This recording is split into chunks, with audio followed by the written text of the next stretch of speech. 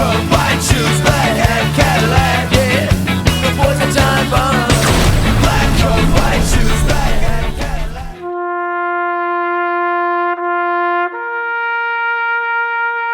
YouTube, what's shaking? Welcome to another episode of the Silver and Gold Stack Attack. As always, a quick thank you for being here today. And you guys already know that you're a part of the best damn community here on YouTube, without a doubt. So wishing you guys a safe Memorial Day weekend. And if you can remember, please take a second to honor those who sacrificed and gave their all for this country on Monday. It's all about them. But anyway, let's talk about how the coin shops are doing during these recent gold and silver spikes. I spoke with Lou over at Raleigh Gold Coin Dealers and two other local Raleigh coin shops, and they pretty much said the same thing. Silver and gold buying is definitely down, with emphasis on gold. It seems the recent spikes are causing a good majority of stackers to hold, with the exception of a few who will steadfastly buy regardless of price. Now, during these times, those folks prefer to look at silver and gold as, well, still being a bargain in relative comparison to what the price could become down the road. And they might be on point for sure. Now, while none of us know exactly where metal prices are going to go, some keep the faith that a new price floor has been set and they'll continue to increase. Anyway, really quickly, let's take a look at current metal prices as well as what they were just a little over 2 months ago in comparison. All right, we'll start with gold. It's holding steady at $23.33 an ounce. Silver is at $30.31. Plat, $1,025. Boy, the play for plat was about 3-4 weeks ago, huh? And palladium, unbelievable, down to $949 an ounce. Compared to where it was just a year ago, a year and a half ago, that is an amazing drop. Talk about precipitous. Emotional damage. But take a look at that change that I've circled to the right. With gold going up $4.10, the change added up to 0.18%. And with silver going up a quarter, that equivalent is 0.85%. So this shows you that silver is still outperforming gold. Let's talk about silver real quick. Let's look at February of this year. February, we were sitting at $22.08 an ounce. And then we move up to now, we're over 30. If we go through that, the difference in silver is $8.35 with an increased percentage of 27.44% in just a little over 2 months. That's insane. And looking at gold one more time, the difference is plus $344.80 since February. And that's an increased percentage of 14.75% in just a little over 2 months. So 14.75% increase for gold versus 27.44% for silver. And again, this corroborates that silver is outperforming gold, at least percentage-wise. So with those increases in mind, it's pretty easy to see that stackers are kind of relegated to two camps. The first being those who are still buying regardless of the price and regardless of DCA. And two, those who are leery about how quickly the metals jumped and they don't believe it can maintain. Now, they're comfortable to just play the whole game and see where price goes in the next month or two. Now, as for me, I'm falling somewhere in the middle. I've bought some silver and gold here and there, but not nearly what I used to buy per week. My purchases are still actually way down in comparison to just 2 months ago. Now, for both camps, there are definite risks. The folks who are still buying are risking paying for overpriced metals if the prices do actually drop here in 2024.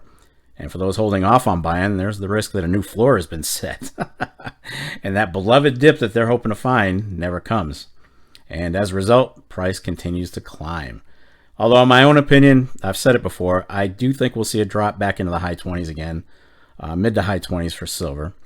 But that said, I do believe the days of low 20s silver prices might finally be over. But hey, who the hell knows where this thing goes, right? Most of you are well aware that in 1980, silver spiked to almost $50 an ounce before quickly, and I mean quickly, bombing to just under $15 an ounce shortly after. Now, we won't ever go that low again, but I do think we have to stay realistic. Now, I also asked the coin shops if folks were selling, and their answer surprised me. Even selling has been down. I honestly thought more folks would take advantage of the price increase, but it appears they're willing to kind of just hold out. Now, this might be for a couple of reasons. They've set a goal to hold until a set time, and they're not going to deter from that, and that could be years from now down the road. Or, God forbid, stackers have actually learned patience and they're playing the waiting game. Now, today we're at $30 an ounce plus, but what if tomorrow we shot up to 40 or 45 an ounce? And those who sold at 30 are probably going to be a little pissed off. Now, please don't quote me as predicting silver to $40 an ounce. I'm just using that as an example. So what we're seeing here from stackers can pretty much be summed up in one word, and that is uncertainty. It does seem the majority of folks are content with holding and kind of waiting to see how the market pans out. All right, so we're getting ready to close this video out, but as I always do, I'd like to reiterate the volatility of metals as an investment. Now, a lot of folks look at cheap gold and silver from 50 years ago and see what it went up to today, and they just assume that it was an insanely solid investment.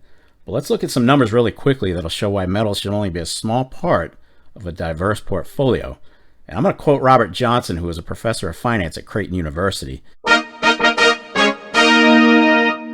And he compared the performance of silver and gold since 1925, breaking it down as follows.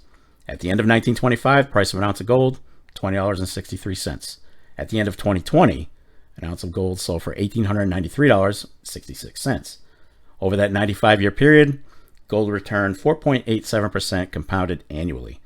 As for silver, he goes on to say that at the end of 1925, price of an ounce of silver was 68 cents. At the end of 2020, an ounce of silver sold for $17.14.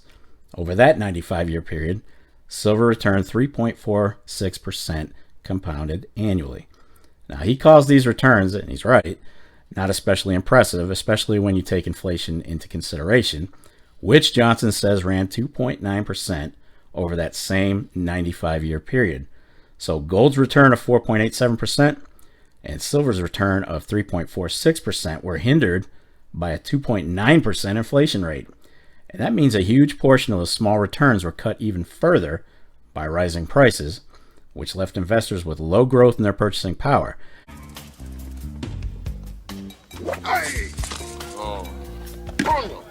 Now, these percentages have gone up a bit since 2020, but you get the picture. Always try to diversify your portfolio, and don't put all your eggs in the precious metals basket. All right, there you have it. So how have you guys approached your stacking since the spike? Are you still buying, or are you just in hold mode? Be sure to leave a comment down below and let me know what your thoughts are. You know I love going through them, so make sure you sound off. And that's going to wrap it up for this episode of the Silver and Gold Stack Attack. And if you made it this far, well, kudos to you. I'll definitely catch up with you in the next episode. But in the meantime, oh yeah, you know what's up. What do you want to do with your life? I want to stack.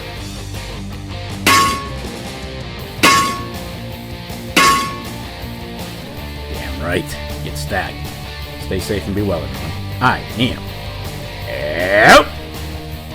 out of here. Please remember those on Memorial Day. Peace.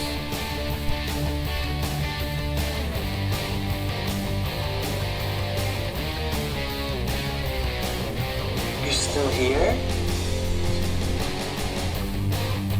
It's over. Go home.